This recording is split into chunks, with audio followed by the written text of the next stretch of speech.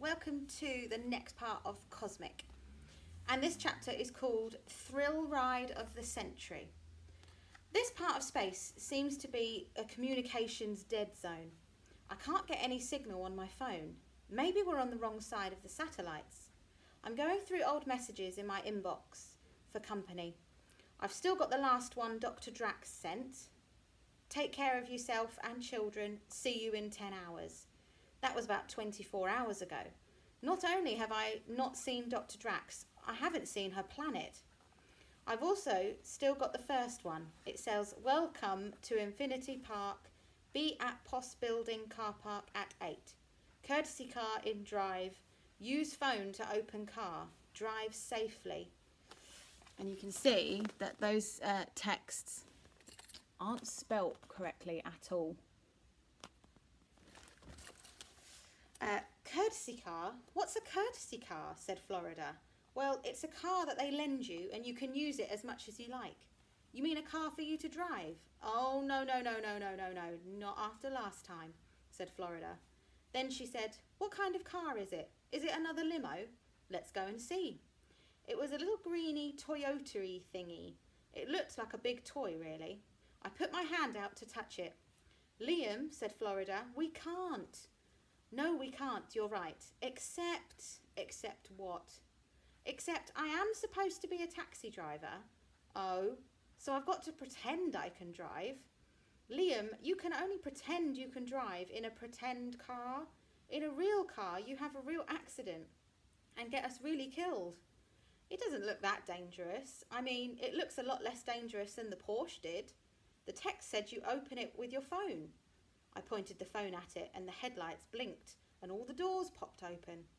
Then a robot-y voice from the dashboard said, climb aboard, Liam Digby. You have to admit, this was interesting. You can't really blame us for getting inside the car. It would have been rude not to. As soon as we were in the seats, the car spoke again. Hi, Liam. Hi, Florida, it said. This drive should take 15 minutes. Don't forget to fasten your seatbelts. And without us doing anything, the engine started up. A nice, gentle little engine. It sounded so reassuring, it sounded like it trusted us. We fastened our seatbelts. Florida was looking around the inside of the car. There's something missing, she said. It's got hardly any levers or buttons. It's an automatic. My dad drove one once when he was covering for someone else. He did it. He said it was like driving a Dodgem car. Florida said, Dodgems are easy to drive. It was hard to disagree with this. I've driven loads of Dodgems. Not one of them stretched my abilities, and this car seemed so helpful. While I was trying to come to a decision, I touched one of the buttons on the dashboard. Florida yelped, Don't! It could be an ejector seat or something. The windscreen wipers started banging over and back across the windscreen. We both laughed. At least we knew what one of the levers was for. And the one with the picture of the headlight on was probably the headlights. So the one with the numbers on must be the one to make it go.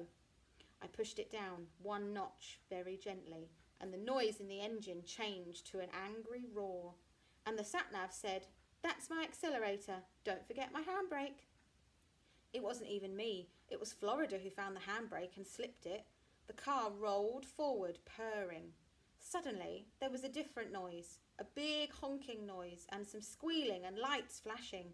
Another car was driving up behind us when we pulled out. Other cars? I'd forgotten about other cars. This one swerved out past us and honked us again. Another one squealed and honked just behind us. This is brilliant, whooped Florida inexplicably. The hardest part about driving a car is keeping it in the right place on the road. You mustn't go too near the curb. Your tyres make a weird screaming noise. Or too far over to the middle. Drivers coming the other way look frightened and angry. At first, I tried to stay pretty much in the middle. When I looked in my rearview mirror, there was a line of cars behind me doing exactly the same. So it must have been right. There was nothing at all ahead of us. Kings of the road, yelled Florida. We did everything the sat-nav told us, and soon, instead of driving past neat lawns and white bungalows, we were bumping along a narrow cinder track through a field full of tents and huts. Little kids kept running up to the car, banging on the window and smiling at us. There were donkeys and ponies tied up at the side of the road. A camel even walked in front of us. I said, "This can't be right." But the sat-nav said, "Yes, this is right. Stop worrying." Now that's what I call an impressive level of interactivity. Then we saw it, beyond the tents and over to the left, the Possibility Building. It really was big and red, like a huge unopened present. I was trying to imagine what was inside, which is probably why the car drifted slightly off the side of the track, which is probably what led to the sirens and flashing lights going off all over the place, and Florida shouting, "Stop! Stop!" I did stop. I stopped surprisingly completely. When we looked up, there were 2 policemen coming towards us with guns. "Well, game over," said Florida. "They are going to ask to see your licence. They'll find out you're not a grown-up, and they'll send us home." Her theory was much more optimistic than mine. My theory was that they were going to shoot us. The police, in fact, bowed to us, got on their radios, talked in Chinese for a while, then bowed again, and one of them said, "Honoured guests," in English. "Yes," said Florida, "honoured guests, that's us." Then he did this mime, which I think meant, "Follow us in your car, even though you blatantly can't drive." And they led us all the way to the Possibility Building car park. This was the best thing ever, according to Florida, because it was a police escort, and even Madonna doesn't get a police escort. "That's because Madonna doesn't have a dad like yours," I said. Dr. Drax was waiting for us with the other kids and dads. She asked if we were ready to see the biggest thrill ride in the world ever. I said yes, slightly too loud and too excited to be truly dadly. "Then let's go," said Dr. Drax. "The Possibility Building is so big that sometimes there are proper rain clouds floating around inside it. A room with its own weather. I can tell you all that now.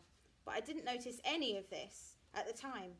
I didn't notice it because I was too busy looking at Infinity Park's main attraction, the world's biggest thrill ride. The ride I'd been waiting to see all this time, the rocket. In front of me and above me, way, way, way above me, because the rocket goes all the way past the interior clouds to the roof. And the reason this ride is called the rocket is that it is a rocket, a real rocket, a blue rocket, a massive rocket. Of the going to space kind. It was so massive that at first we couldn't tell it was a rocket. It looked like a wall of metal pipes and panels. We couldn't take it in. We all looked up and then looked down as though we were a bunch of scanners trying to upload an image. Samson, too, seemed to have the fastest processor. "It's a rocket," he said. "Yes," Dr. Drax smiled. "It's my rocket." How good is that sentence? It's my rocket. Like it's my lunchbox or something. Of course, we have been making rockets here in China since Feng Zhishen invented gunpowder in the year 970. At first, they were used to fire arrows. They had names like Swarm of Bees or 5 Leaping Tigers. But my rocket has a different purpose. It's called the Infinite Possibility. And, she said, turning to the kids, "I'm giving it to you. I'd like you children to think of it as a present. From my generation to yours.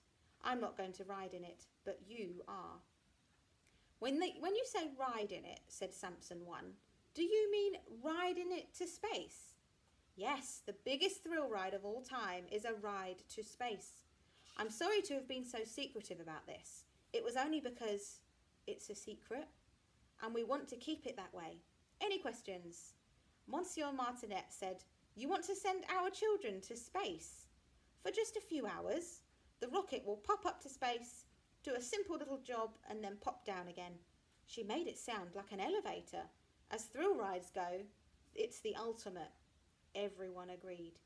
Dr. Drax went on, "Most thrill rides have a height requirement. This one will need a bit more. You'll have to pass some medicals, and you'll need to train. We're going to be astronauts," said Samson 2. "In fact, here in China, the word is tachonaut. Yes, you are all going to be tachonauts, with parental permission, of course." All the kids looked around at their dads for permission. I even looked round for mine. Then I remembered that mine wasn't here. I was the dad this time. Dr. Drax turned to the children again and said, I called the rocket a present, but it's more a kind of apology. You see, I believe my generation has all but destroyed this pretty blue planet. I hope I'm wrong, but if I'm not, then the only hope for humankind might be for us to start again somewhere else. Just because we've destroyed the Earth, that doesn't mean it's the end of the world.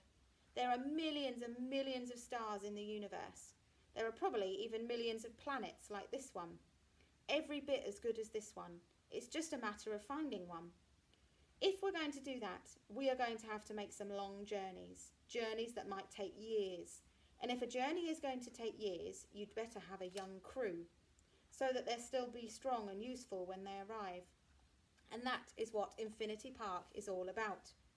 I want it to be a place that will inspire young people, like you want to work in space.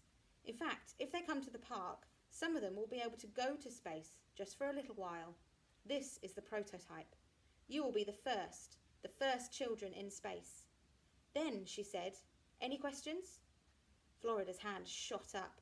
Does that mean we're going to be famous? She said. Maybe, but not yet. As I said, this mission is a secret. Our little secret. How famous? Well, world famous, I suppose. Maybe, as long as everything goes to plan. Florida was bouncing on the balls of her feet with sheer happiness. She put her hand up again. Florida, I love this colour, said Florida, pointing at the rocket. What do you call it? I call it blue, said Dr. Drax. I think most people do. But there's blue and blue. This is a lovely shade. Perhaps we could call it rocket blue? Next question. The next question was from Samson 2. Could you call it ballistic blue? Ballistics is the science of rockets. And ballistic blue has a nice alliterative quality. Very nice, smiled Dr. Drax. Next question. Hassan said, that's a lot of paint. Did the supplier offer you a good discount for placing such a large order? Does anyone have any questions that are not about the paintwork? Said Dr. Drax. No one did. In that case, one of our engineers will now show the children around the rocket while the grown-ups get down to the paperwork. Rather a lot of forms to fill in for this trip, I'm afraid. Surprisingly difficult to get insured for a flight into space, even though this one is extremely safe, completely safe, almost. You could see that Dr. Drax was disappointed that she thought the children had sort of missed the point, going on about the paint like that. But that's what kids do when big things come up. We focus on the little things. Like the kids sleeping in this rocket. Now, they're not dreaming about planet Earth. They're dreaming about their own little bedrooms. I had a different reaction to the rocket. I wasn't interested in the paint. I had one thought. One big damp thought. Namely, I am not going to space. The children are having the thrill ride of the century, and we, the grown-ups, are going to sit around and watch and maybe video them or something. Come along, children, smiled Dr. Drax as the kids all climbed onto the escalator platform at the side of the rocket. I said, but we can see around the rocket too, can't we? I'm afraid not, Dr. Drax smiled. I want the children to get used to being together without their daddies. After all, they won't have their daddies in space. That's right, because I am not going to space. Florida Kirby is going to space. That is exactly the wrong way round. It's supposed to be more fun being a grown-up. That's why I swapped being a kid for being a dad. What's the point in forfeiting your childhood if all you get for it is filling in forms?